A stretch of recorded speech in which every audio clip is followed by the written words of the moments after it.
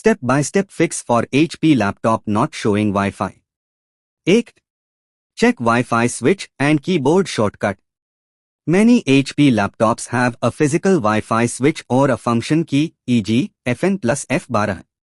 Look for a wireless icon on the function keys and press it, hold FN if needed.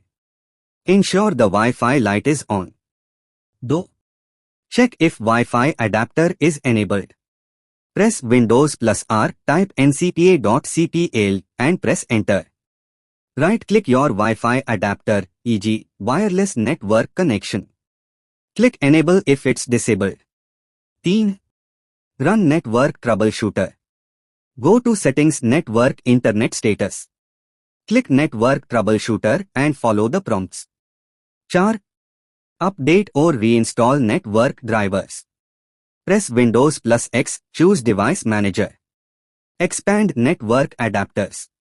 Right-click your Wi-Fi adapter, e.g., Intel, Realtek Wireless and click Update Driver, search automatically for drivers.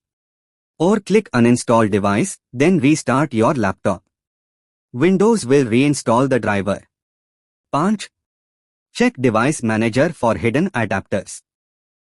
In Device Manager, click View Show Hidden Devices. Look for your wireless adapter. If it's missing, reinstall the driver from HP's official website. HP Support Drivers Software. 6. Turn on WLAN Autoconfig service. Press Windows plus R, type services.msc, press enter. Scroll down to WLAN Autoconfig. Right-click Properties. Set Startup Type Automatic.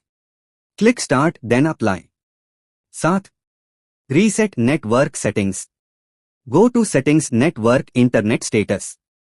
Scroll down to Network Reset. Click Reset now. Your laptop will restart. 8. Check BIOS Wi-Fi settings.